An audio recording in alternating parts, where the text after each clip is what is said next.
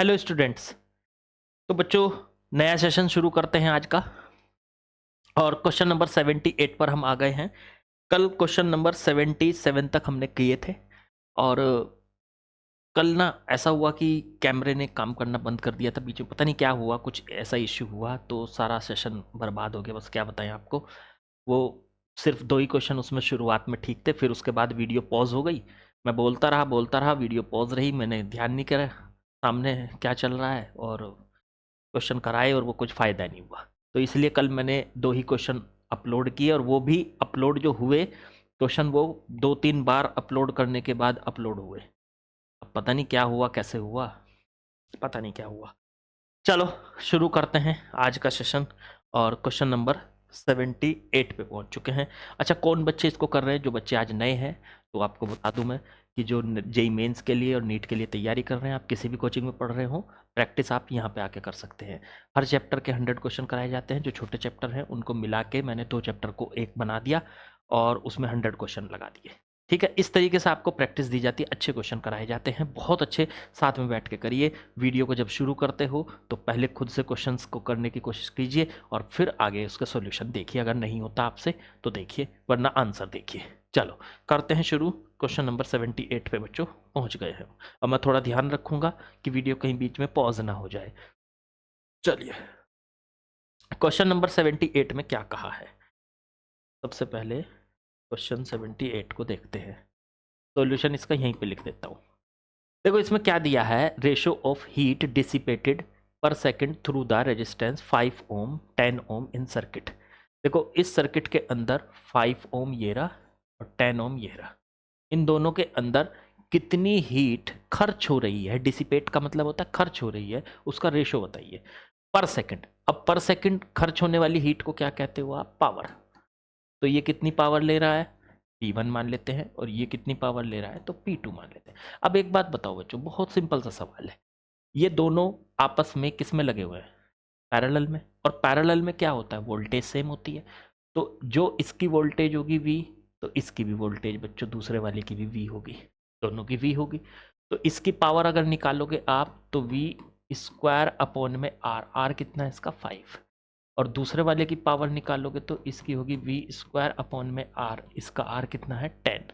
और दोनों का रेशियो करोगे तो P1 बटे P2 ये आ जाएगा वी स्क्वायर अपॉन 5 अपॉन में V square upon 10। V square से वी स्क्वायर कट गया, ये बन गया 10 अपॉन में 5 बच्चों, 2:1। तो ऑप्शन बैठ गया हमारा डी। तो बिल्कुल आसान सा सवाल था, जेई मेन 2024 का क्वेश्चन है। आपको ये भी बता दूं, जो बच्चे नए हैं, इसमें हम जेई मेन और 5 साल के पुराने आए हुए नीट वाले क्वेश्चन भी करेंगे। ठीक है, वो भी इसी में कवर्ड है। चैप्टर चल रहा है फिलहाल ये आपका 3rd, वो लिखा हुआ है करंट इलेक्ट्रिसिटी 12th का जो 3rd चैप्टर है। चलो बाकी आगे बढ़ते हैं। नेक्स्ट क्वेश्चन को अब हम लगाते हैं। शायद मैं बीच में क्वेश्चन जो लगाता हूँ पॉज करके लगाता हूँ, शायद उसकी वजह से ऐसा हुआ हो, या पता नहीं भाई क्या हुआ था कल। चलो खैर, मैं पॉज करके दूसरा क्वेश्चन लगाता हूँ अपने।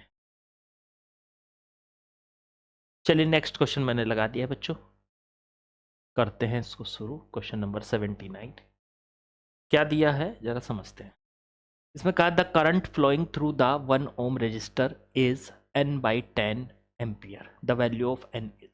एक सर्किट है आपके पास और इसमें कहीं ना कहीं 1 ओम का रेजिस्टेंस है। कहाँ है? 4 1 ओम ये रहा, 2 ठीक है। 2 बैटरी लगी, एक 10 वोल्ट एक 5 वोल्ट। ओके, तो आपसे पूछा है कि इस 1 ओम के रेजिस्टेंस में जो करंट चल रहा है वो दिया है N/10। तो N की वैल्यू बताओ। सीधी सी बात है, हमें इसका करंट कैलकुलेट करना है और N/10 के इक्वल रखना है, वहां से N की वैल्यू आ जाएगी। एक सिंपल सा सवाल होगा। चलो पहले शुरुआत कैसे करते हैं, तो शुरुआत ऐसे करते हैं हम इसको, जो सीरीज पैरेलल में कुछ दिख रहा हो तो कर लो, लेकिन मुझे लग नहीं रहा कि कोई सीरीज में या पैरेलल में है। पैरेलल या सीरीज में कुछ नज़र नहीं आ रहा है। अच्छा, मुझे एक चीज़ नज़र आ रही है, वो है यहाँ पे सिमेट्री। सिमेट्री से भी, लेकिन एक काम कर सकते हैं हम इसमें,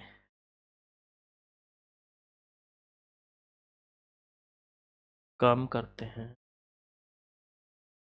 इसमें 3 लूप दिखाई दे रहे हैं हमको।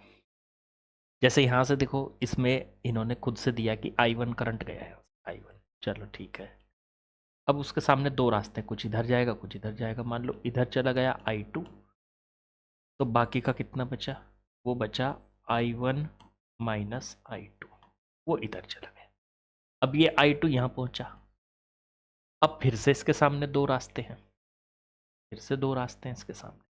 इधर जाएगा कुछ और कुछ इधर जाएगा, या इधर से अगर आ रहा होगा करंट I3, मान लो I3 करंट आ रहा होगा इधर, तो फिर दोनों मिलेंगे, यहाँ से I2 और यहाँ से I3 दोनों मिलेंगे, इसमें चले जाएंगे, इसमें चले गए I2 प्लस I3।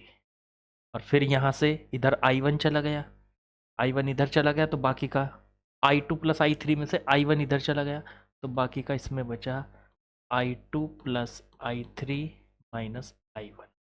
और वो यहाँ पे आया, और इधर से आया आपका I1 माइनस I2, और इधर से आया I2 प्लस I3, तो I1 से I1 कट गया, I2 से I2 कट गया, I3 बचा, तो वो वापस इधर चला गया I3।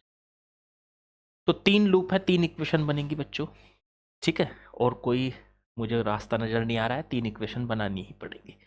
चलो, तो एक लूप तो ये वाला, इससे किरचॉफ से मैं इसकी इक्वेशन बनाने वाला। चलो, पहला लूप लेने जा रहा हूँ मैं, ए से सी से फिर बी से वापस ए, सी से बी से वापस ए। पहला लूप ये बना रहा हूँ। चलो ए से चलो, ए से चलोगे तो पहले बैटरी मिली 10 वोल्ट की है, प्लस 10, क्योंकि बैटरी का कौन सा टर्मिनल मिला बच्चों?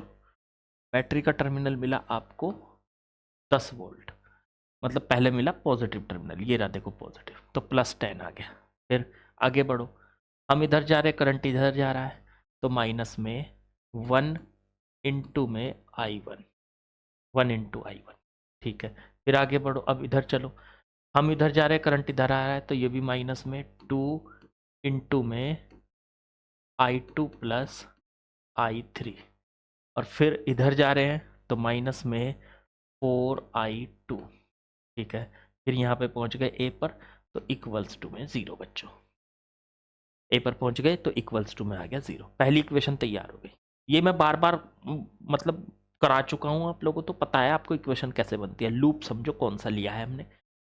अब देखो ये 10 और ये माइनस का I1, ओके, माइनस का I1, ये माइनस का 2I2 और माइनस का 4I2, तो माइनस का 6I2, और ये माइनस 2I3 और इक्वल्स टू में 0।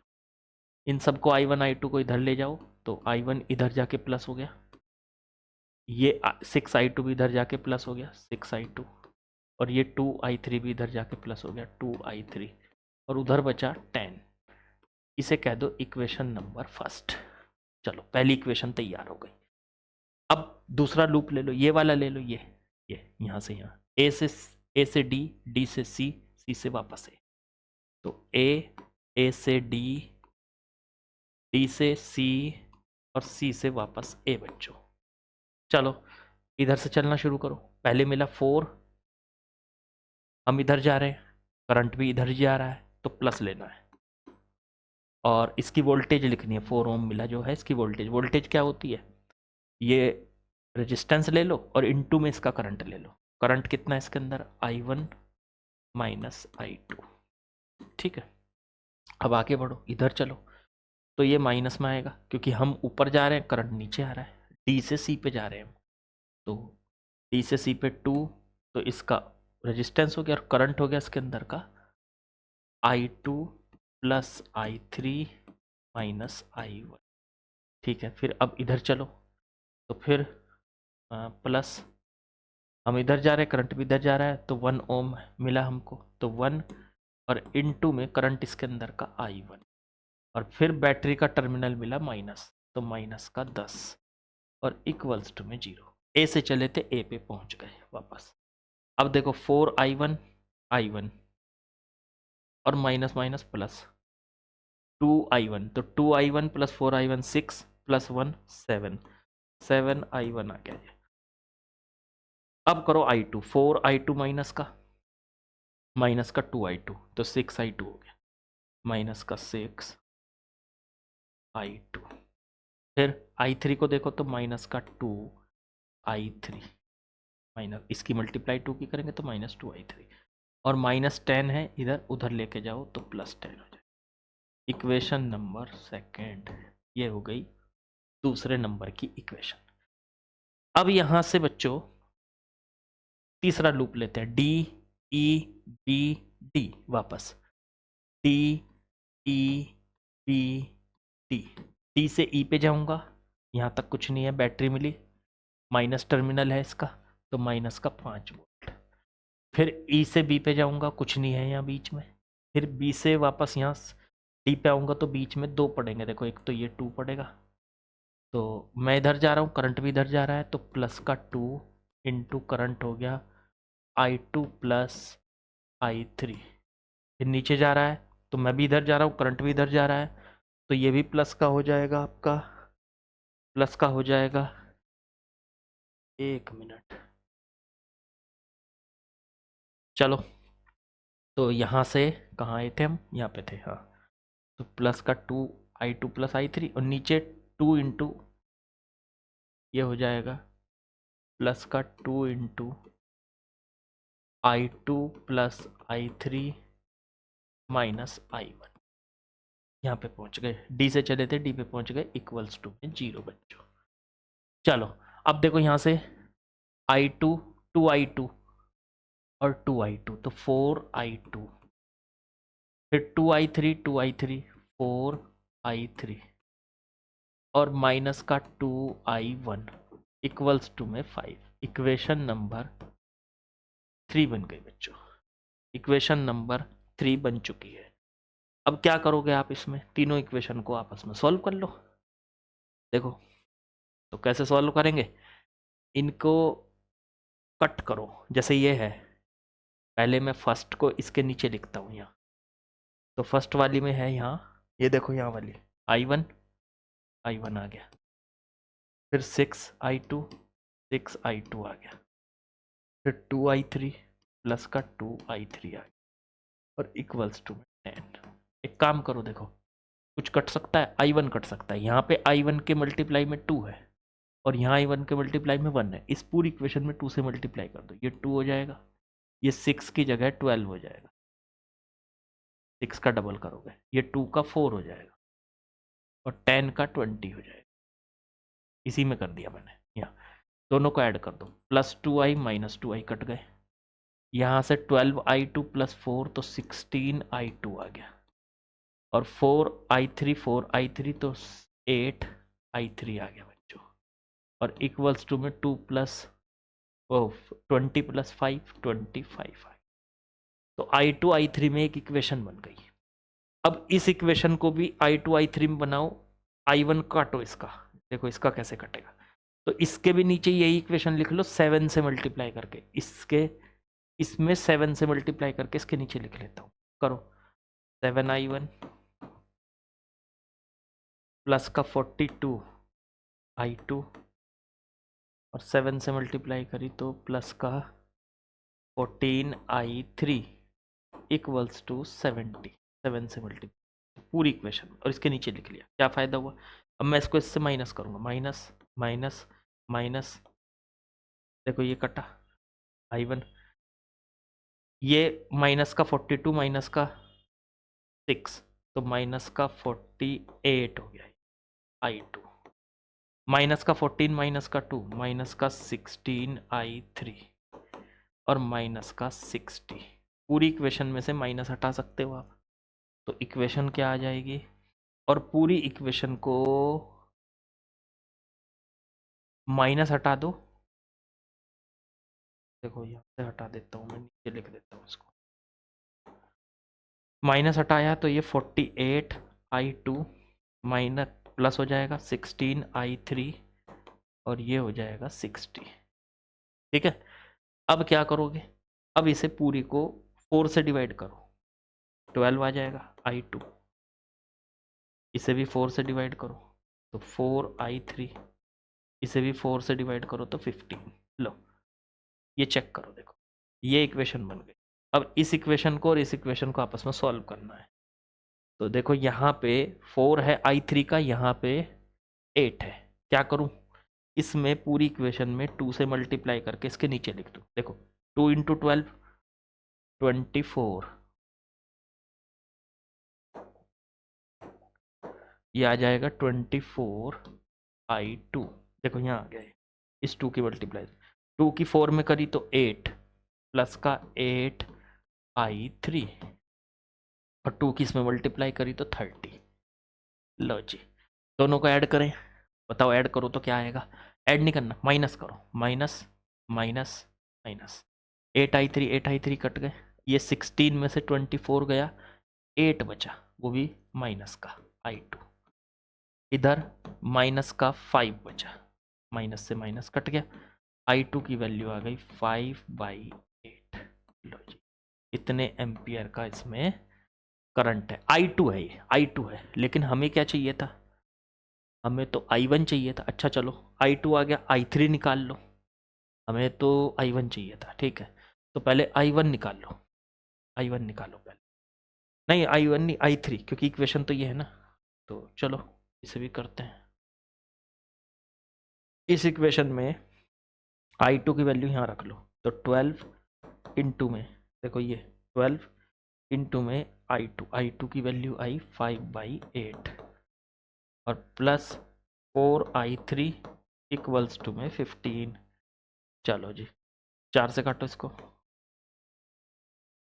15/2 प्लस 4i3 इक्वल्स टू 15, इसे उधर ले जाओ, तो ये बन गया 4i3 इक्वल्स टू 15 माइनस 15/2।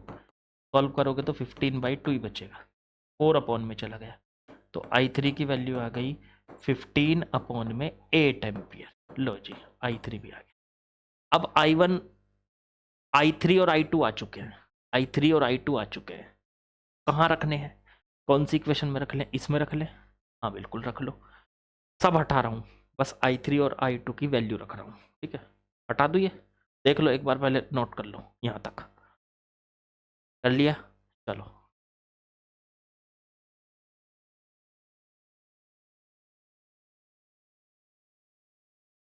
यहाँ से रख रहा हूँ, चलो अब यहाँ से i2 और i3 की वैल्यू रख रहा हूँ, तो i1 प्लस 6i2, i2 की जगह तो रख दिया 5/8 प्लस 2i3 की जगह रख दिया 15/8 और इक्वल्स टू में 10। अब एक काम करो, 2 से काटो, ये 3 ये 4, 2 से काटो ये 4, तो बचा i1 प्लस 15/4 प्लस 15/4 यहाँ बचा और इक्वल्स टू में 10। ये बचा i1 इक्वल्स टू, ये 15/4 हो गया, 30/4 उधर ले जाओ, तो 10 माइनस 30/4, इसका जरा इसके साथ एलसीएम लो, 40 माइनस 30, तो 10/4 आ चुका है बच्चों, 10/4 आ चुका है। अच्छा i1 करंट 10/4 एम्पियर आ गया। अब हमें कितना दिया था, n/10, इसको इक्वल रख लो, 10/4 को n/10 के इक्वल रख लो, एलसीएम ले लो इधर, मतलब वो क्रॉस मल्टीप्लाई कर लो, तो n बराबर आ गया 100/4, इससे काटा, आंसर आ गया 25। यही हमारा आंसर है, देखो ये रहा 25। ओह ओह, कितना सवाल, बहुत ज़्यादा कैलकुलेशन थी इसमें। मैं बार बार कहता रहता हूँ ना कि यार क्या सवाल देते हैं जेई मेंस, क्या सवाल देते हैं जेई मेंस वाले, बस दे दिया मुश्किल सा एक, जिसमें 3-3 लूप सॉल्व करने के लिए दे दिया आपको। हाँ यहाँ पे कुछ लॉजिक लग जाता, और शायद हमने ना देखा हो, लग भी रहा हो कोई लॉजिक भाई, तो कोई लॉजिक लग जाता तो इससे थोड़ा सा आसान हो जाए ये, शायद, पता नहीं चल पा रहा। ठीक है, ये लॉजिक जो है वो या तो हम नहीं समझ पा रहे या क्या, लेकिन भाई अगर इसको तीनों लूप को सॉल्व करेंगे तो इतना टाइम लगने वाला, तीनों लूप को सॉल्व करने में तो टाइम लगेगा।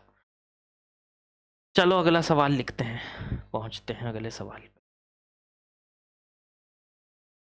चलिए बच्चों, नेक्स्ट क्वेश्चन लिख लिया मैंने, देखते हैं क्या है। इसमें कहा 12 wires each having resistance 2 ohm are joint to form a cube. Okay, a battery of 6 volt EMF is joint across a point A and C। A और C के अक्रॉस वोल्टेज लगा दी, बैटरी लगा दी। The voltage difference between E and F is, E और F के बीच का यहाँ का पोटेंशियल डिफरेंस हमको बताना है। ओके ओके ओके, ठीक है। E और F का पोटेंशियल डिफरेंस निकालना, यहाँ से इसको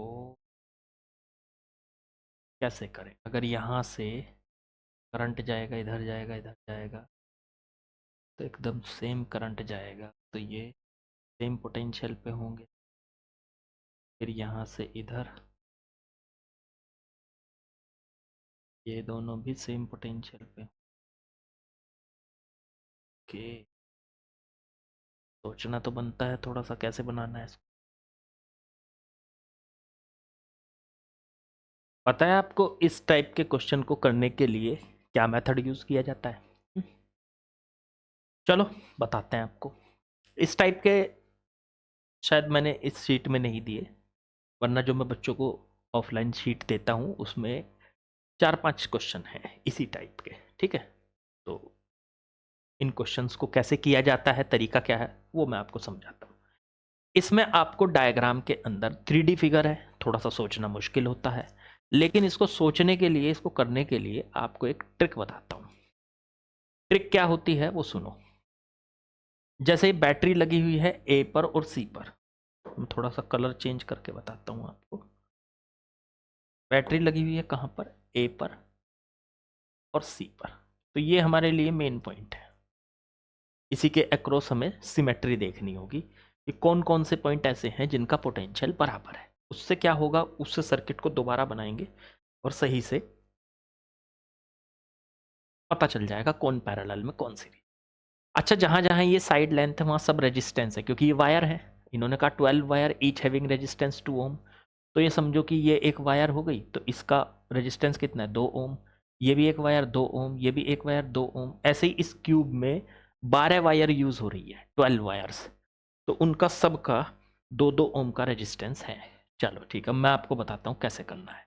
ये देखो, बैटरी का पॉजिटिव टर्मिनल है यहाँ A, यहाँ पे पॉजिटिव टर्मिनल बैटरी का कनेक्ट है। अगर मैं यहां से D डिस्टेंस पे जाऊं, यहां से देखो, यहां पे पहुंच गया मैं, मुझे एक वायर मिली, मतलब एक रेजिस्टेंस मिला मुझे यहां से यहां तक, एक रेजिस्टेंस, ठीक है। अगर मैं इससे B की तरफ जाऊं तो मुझे सेम एक ही रेजिस्टेंस मिलेगा यहां से A से चलने पर। B की तरफ A से चलने पर कितने रेजिस्टेंस मिलेंगे? यहां से देखो, एक मिलेगा, एक रेजिस्टेंस मिल गया यहां से मुझे B तक, A से लेके B तक। तो एक रेजिस्टेंस दूर तो ये D पॉइंट है, और A से एक रेजिस्टेंस दूर ये B पॉइंट है। तो क्या B का और D का पोटेंशियल सेम होगा? यस। तो इसका मतलब B and D are at same. अच्छा अच्छा, एक चीज और, अभी नहीं, हम ये इतनी जल्दी नहीं करते इसको लिखने में। दूसरे वाला जो टर्मिनल है उससे भी ये दोनों पॉइंट B और D सेम रेजिस्टेंस की डिस्टेंस पे होने चाहिए। अब देखो, C से भी अगर देखोगे आप B को, तो एक रेजिस्टेंस दूर है, यहां से देखो, यहाँ पे एक वायर दूर है, यहां से एक वायर है बीच में। और C से D पे आओगे तो उसके बीच में भी एक ही वायर है, मतलब एक रेजिस्टेंस है। तो अगर आप सीधे A से B पे जाते हैं तो एक वायर में से होके जाते हैं, मतलब एक रेजिस्टेंस। A से D पर जाते हैं तो भी एक रेजिस्टेंस। ऐसे ही C से B पर आते हैं तो एक रेजिस्टेंस, और C से D पर आते हैं तो भी एक रेजिस्टेंस। तो अगर दोनों तरफ से सेम डिस्टेंस है, मतलब बैटरी के दोनों टर्मिनल से, एक बैटरी का टर्मिनल है A और दूसरा बैटरी का टर्मिनल है C, ठीक है। तो A से B पर चले तो भी एक रेजिस्टेंस से होके गए, A से D पे चले तो भी एक रेजिस्टेंस से होके गए। उस तरफ से आएंगे तो भी सेम होने चाहिए, चाहे तो एक रेजिस्टेंस हो चाहे दो हो, पर दोनों के लिए सेम होने। अब C से B पर आए एक रेजिस्टेंस, और C से D पर आए तो एक रेजिस्टेंस। इसका मतलब B और D किस पे आ गए? सेम पोटेंशियल पे। बी और डी ऐसे पॉइंट हैं जो बैटरी के दोनों टर्मिनल से सेम डिस्टेंस पर है। ए की तरफ से देखें तो भी बी और डी तक पहुंचना एक एक रेजिस्टेंस से होके जाना पड़ेगा। अगर बैटरी के निगेटिव टर्मिनल से देखें तो बैटरी तो भी आपको बी और सी तक पहुंचना, बी और डी तक पहुंचना है तो भी एक एक रेजिस्टेंस से होके जाना पड़ेगा। इसका मतलब बी और डी किस में आ चुके हैं, सेम पोटेंशियल पे आ चुके हैं। इन दोनों का पोटेंशियल सेम है। तो B and D are at same potential, दोनों के दोनों का पोटेंशियल सेम है। आगे बढ़ो। और कोई है? हाँ, अब ए से चलो एच पर, ठीक है, और सी से चलो एच पर। देखना जरा, अगर ए से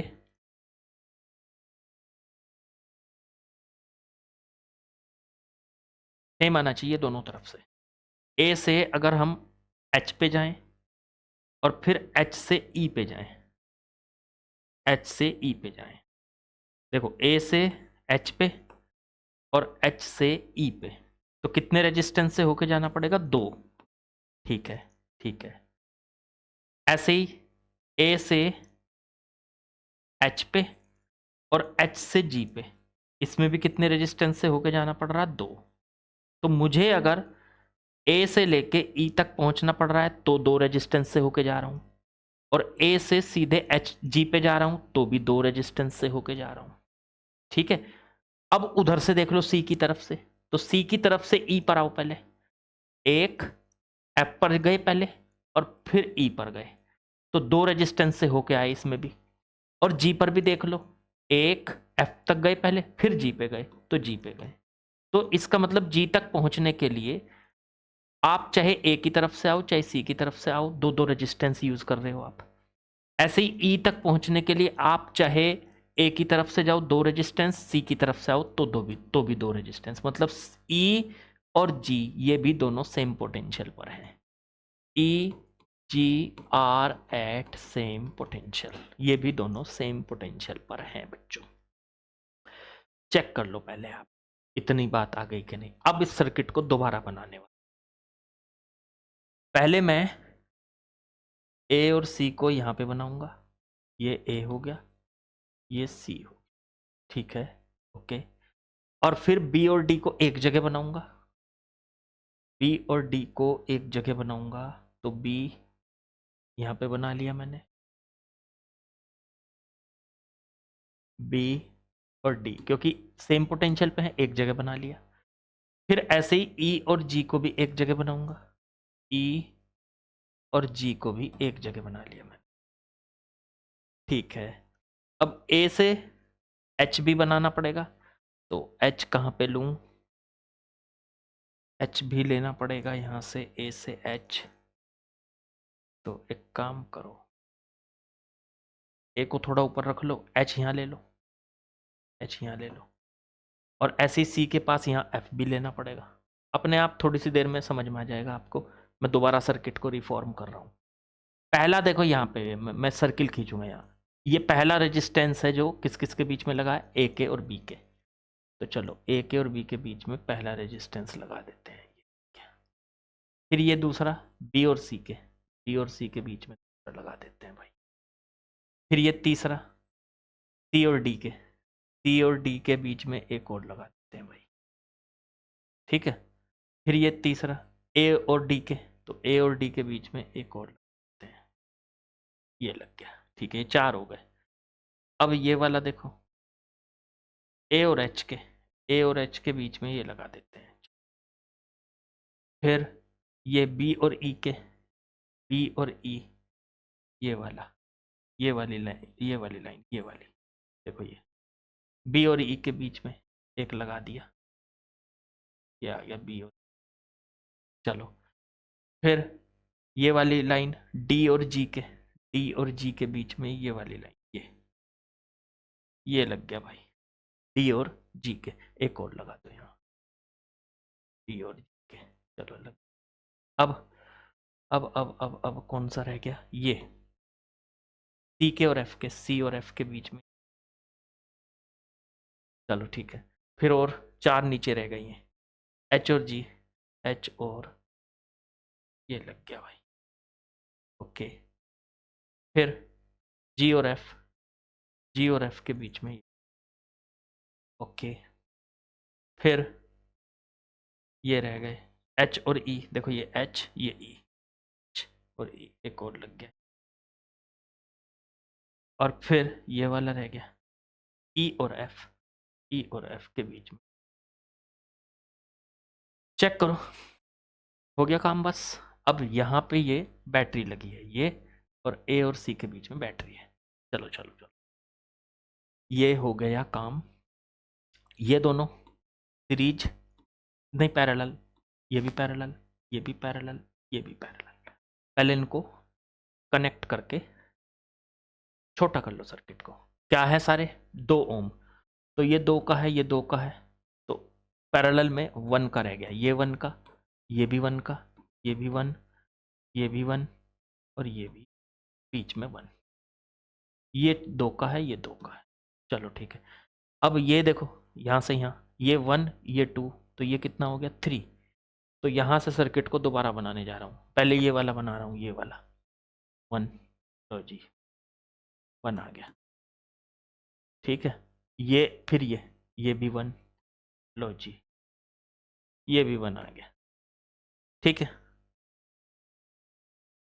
अब यहाँ से, तो यहाँ से ये 1, ये 1 हो गया। अब ये 2 और ये 1, ये देखो ये यहाँ से सीरीज में है, 2 और 1, तो ये बन गया यहाँ पे 3। फिर ऐसे ही ये 2 और 1, ये भी सीरीज में है, तो ये भी बन गया बच्चों 3। और बीच में ये 1, ये है 1। और इधर ए बी, ए और सी, ये ए पॉइंट था, ये सी पॉइंट था, यहाँ लगी है बैटरी। बैटरी कितनी लगी है 6 वोल्ट। ये आपके समझ में, मेरे ख्याल से व्हीट स्टोन ब्रिज बन रहा है। अगर इन दोनों का रेशो, इन दोनों का रेशो करूं तो वो आएगा 1/3। इन दोनों का रेशो करूं वो भी 1/3, दोनों बराबर है। इसका मतलब ये कैसा व्हीट स्टोन ब्रिज है, बैलेंस्ड व्हीट स्टोन ब्रिज है। बैलेंस्ड व्हीट स्टोन ब्रिज की खासियत क्या होती है, बैलेंस्ड व्हीट स्टोन ब्रिज की खासियत होती है कि उसके बीच वाले, उसमें करंट नहीं जाता, बीच वाले रेजिस्टेंस में, या ये कह लो कि बैलेंस्ड व्हीट स्टोन ब्रिज में ये 2 पॉइंट, एक ये और एक ये, दोनों का पोटेंशियल सेम होता है। इन दोनों के बीच में पोटेंशियल डिफरेंस 0 होता है, इसलिए इस वायर में करंट नहीं जाएगा। अब जब इसमें करंट नहीं जाएगा तो इसको हटा सकते हैं, हटाओ, लो हटा दिया मैंने। बस अब रह गया ये दोनों, ये दोनों सीरीज में रह गए, ये दोनों सीरीज, ये दोनों सीरीज। सीरीज में ये तो 2 हो गए, और सीरीज में ये 3 और 3 6 हो गए। ये आमने सामने पैरेलल, 2 और 6 हो गए पैरेलल। हमसे पूछा क्या था, वो तो हमने सोचा ही नहीं क्या पूछा था, हमने तो इसका रजिस्टर टोटल वो निकाल दिया। हमसे पूछा था voltage difference between E and F, E और एफ के बीच का वोल्टेज डिफरेंस। ओके, कहाँ है ये ई और एफ, ई और एफ था ये ई, ये एफ, यहाँ पे ये वाला, ये वाला वोल्टेज डिफरेंस पूछा था भाई साहब।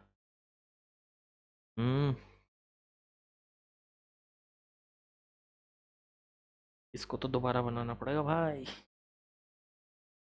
इन्होंने जो ये दिया था, ये 2 ओम था, और ये एक और एक ये हो गया 1, तो ये 2 ओम, देखो ये वाला बनाया मैंने। अब मैं इनको सीरीज में ऐड कर दिया था ना, मैं कर नहीं रहा हूँ मैं। और ये वाला 1 ओम।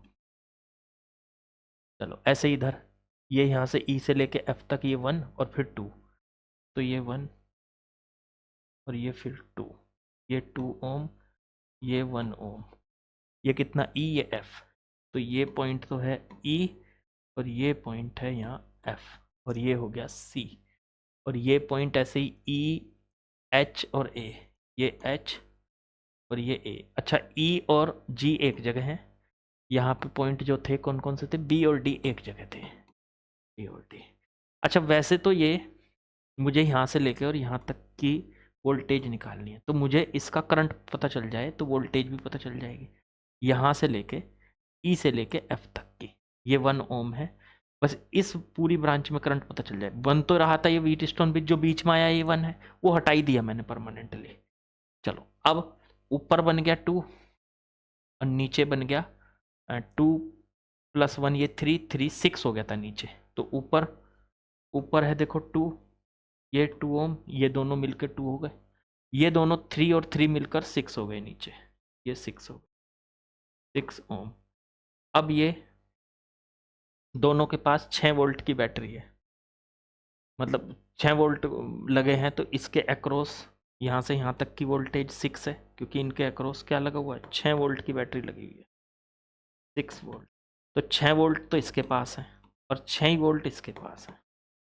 उससे क्या निकाल सकते हो आप, करंट, इस ब्रांच में करंट और इस ब्रांच में करंट। अब मुझे तो नीचे वाली ब्रांच के करंट की ज़रूरत है, तो नीचे वाली ब्रांच में करंट मान लिया मैंने I। तो I = V/R। V कितना है, 6 अपॉन में R कितना है, 6। कोई टोटल रेजिस्टेंस ये भी 6। करंट कटा तो ये आ गया 1 एम्पियर। 1 एम्पियर मतलब इस पूरी ब्रांच में यहाँ पे कितना करंट जा रहा है, ये यहाँ से 1 एम्पियर का करंट जा रहा है, 1 एम्पियर। ये करंट ऐसे ऐसे करके जा रहा है। ऊपर वाली में कितना जा रहा है जरूरत नहीं, क्योंकि मुझे इसके अक्रॉस वोल्टेज चाहिए, ये वोल्टेज चाहिए अब मुझे E से F तक। तो अब मैं यहाँ से E से F तक की वोल्टेज निकालने जा रहा हूँ, तो वो आ जाएगी VE - VF। वोल्टेज V बराबर होता है I × R। इसमें चलने वाला करंट, तो करंट कितना निकाला हमने, 1, और R कितना है वो भी 1, तो 1 × में 1, आंसर आ गया 1 वोल्ट। सवाल इतना आसान नहीं था, अच्छा था, ठीक है। मुश्किल तो बहुत नहीं कहेंगे, पर हाँ अच्छा था सवाल, ठीक। चलो, मेरे ख्याल से ये समझ में आ गया होगा। एक बार इसको रिपीट कर लेना, अगर समझ में ना आए तो एक बार फिर से देख लेना कहाँ कहाँ क्या क्या किया मैंने, एक एक करके पॉइंट देखते जाओ। ऑनलाइन में बस एक ही फ़ायदा लगता है मुझे कि आप जो चीज़ समझ ना आए उसको दोबारा देख सकते हो, बस ये फ़ायदा है। चलो चलो आगे बढ़ें।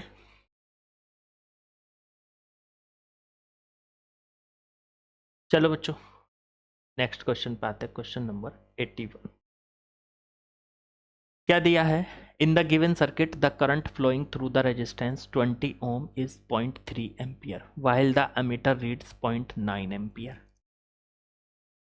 In the given circuit the current flowing through the resistance 20 ohm is 0.3 ampere. Okay, while the ammeter reads 0.9 ampere the value of R1 is। एक काम करो ना, यहाँ से ये सर्किट ख़त्म तो हो नहीं रहा, इधर भी कहीं से सर्किट आ रहा है, ऐसे वायर आ रही है और आगे भी जा रही है। यहाँ से क्या हुआ कि यहाँ से वायर में कुछ करंट आया होगा, इधर से करंट आया होगा, कितना। अब अमीटर के अंदर का करंट कितना बताया इन्होंने, पॉइंट, अमीटर के अंदर का है 0.9 एम्पियर। तो इसका मतलब इस वायर में करंट जा रहा है 0.9 एम्पियर। अब इस वायर में जो करंट जा रहा है वो इधर से इतना ही तो आ रहा होगा, 0.9 एम्पियर। कुछ सीधा गया, कुछ ऊपर गया, कुछ नीचे गया, इस तरह से हुआ, ठीक है ना, कुछ ऐसे गया कुछ ऐसे। अब एक बात सोचो, ये 15 है, ये 20 है, ये दोनों पैरेलल में है। पहले तो इनको एक कर लो, इनको एक कर लो। आर के बारे में तो हमें पता नहीं, पर इन दोनों को तो एक किया जा सकता है ना, करो। तो 20 इंटू में 15 अपॉन में 25, 5 से काटो,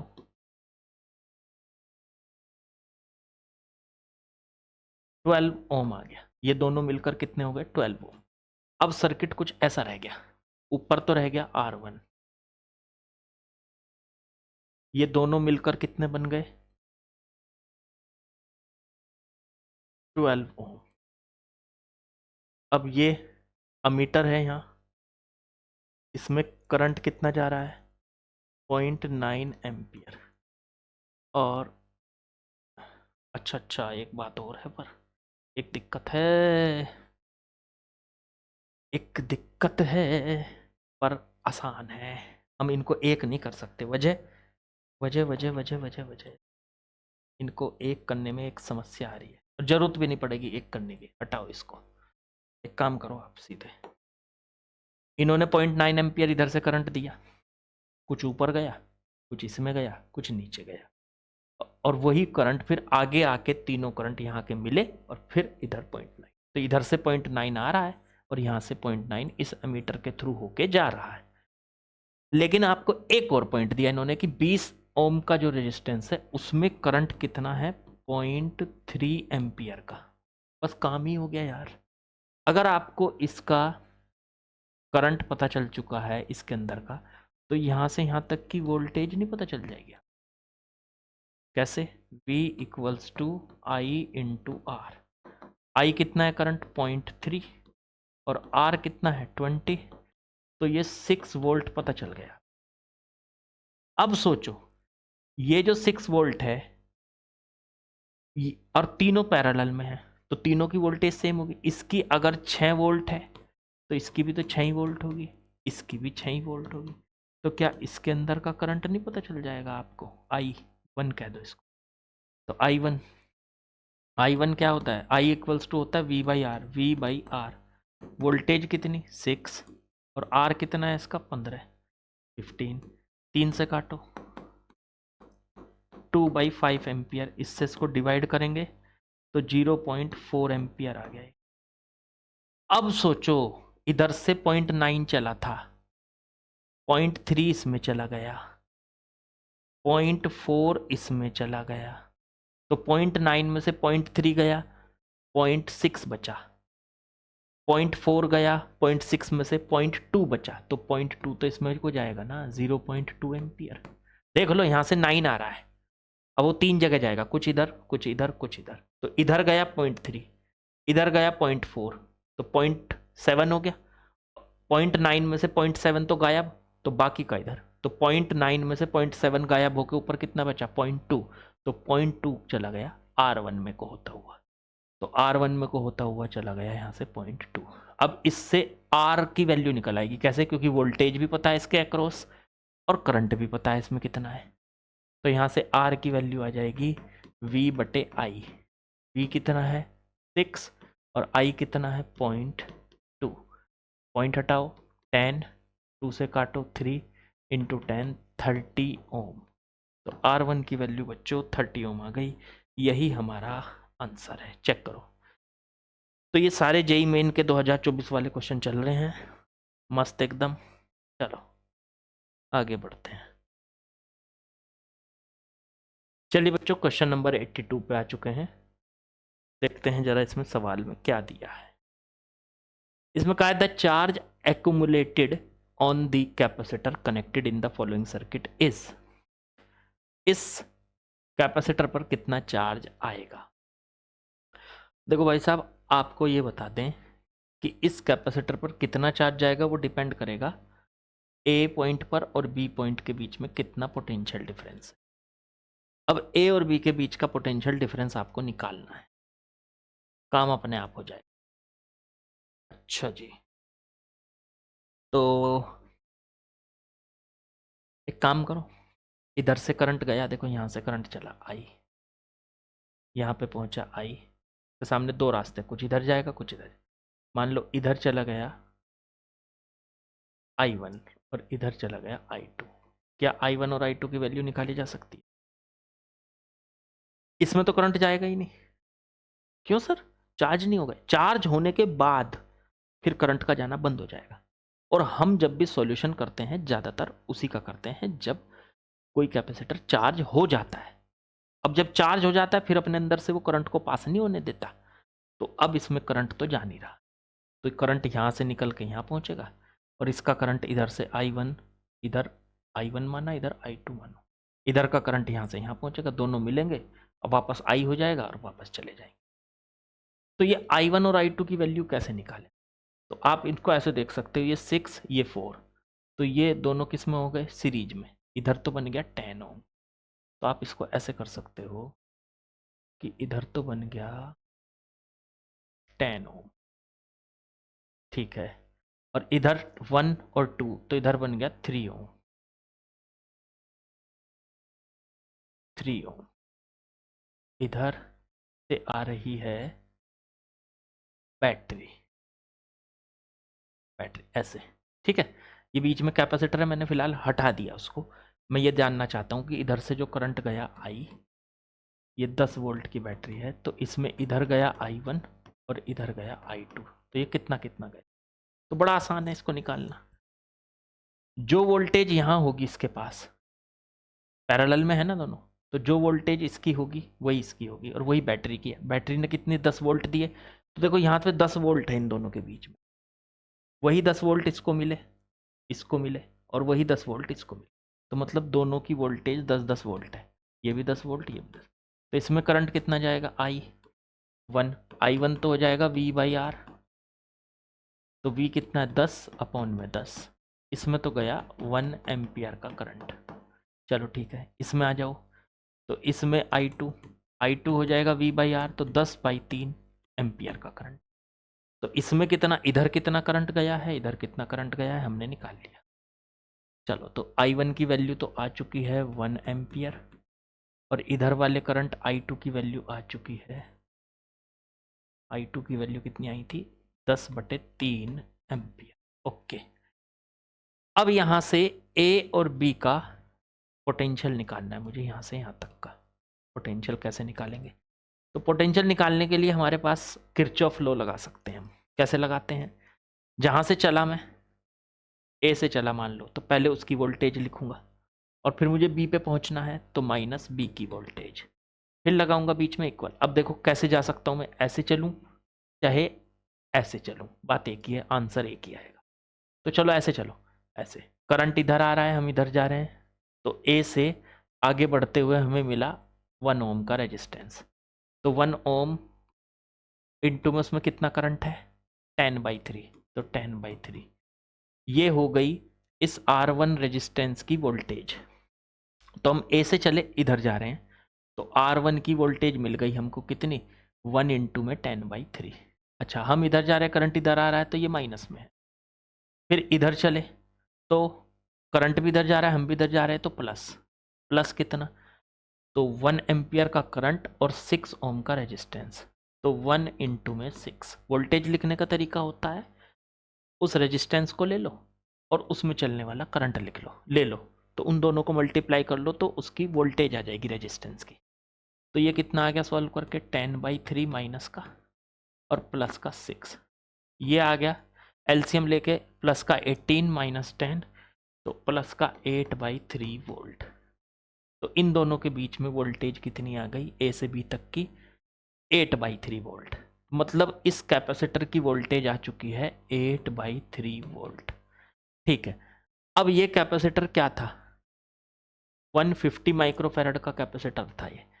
तो इसमें पूछा है चार्ज कितना है इसके ऊपर, चार्ज, तो Q इक्वल्स टू, फॉर्मूला क्या होता है चार्ज कैपेसिटर का, Q equals to C into V। C कितना है, C तो दे रखा है 150 माइक्रोफैरड, और इनटू में वोल्टेज 8/3 वोल्ट। 3 से इसको काट लो, 50 400 माइक्रो कूलाम आ जाएगा। तो इस पे जो चार्ज है वो कितना है बच्चों, 400 माइक्रो कूलाम। एकदम इजी क्वेश्चन। मेरे ख्याल से आप लोगों को बच्चों बढ़िया से समझ में आया और पता चला कि आखिरकार हमें करना क्या है। ठीक है, अब ये 82 क्वेश्चन हमने कर लिए हैं, इसके 1-2 दिन में इसके 100 क्वेश्चन कंप्लीट हो जाएंगे। फिर बच्चों उसके बाद शुरू करने वाले हैं हम, पहले मॉडर्न के क्वेश्चन लगाएंगे, क्योंकि मॉडर्न मैं समझता हूँ बहुत ही इंपॉर्टेंट यूनिट है, उससे काफ़ी सवाल आते हैं नीट में भी, जेई में भी, और छोटी यूनिट भी है।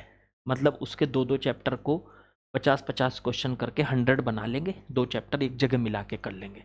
ठीक है, उसमें क्योंकि उसमें कंसेप्ट कम है, तो इस वजह से उसमें 100 क्वेश्चन कंप्लीट करना मुश्किल हो जाता है।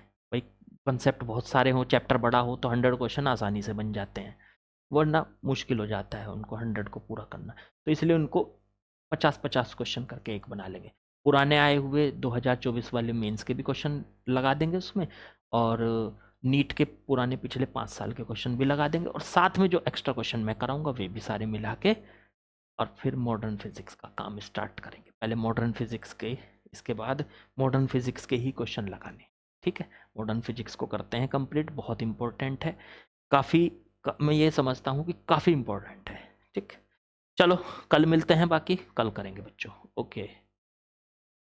अच्छा, एक बात तो कहना मैं भूल ही गया, लाइक कीजिए, शेयर कीजिए, सब्सक्राइब कीजिए, और प्लीज़ थोड़ा सा मोटिवेट कीजिए। कैसे? कमेंट करके। कमेंट करेंगे आप कि सर बहुत अच्छे से समझ आ रहा है, तो मतलब बताओ तो सही यार, थोड़ा सा मतलब करो प्लीज़, तो तब जाके काम होगा। चलिए कल करेंगे बाकी।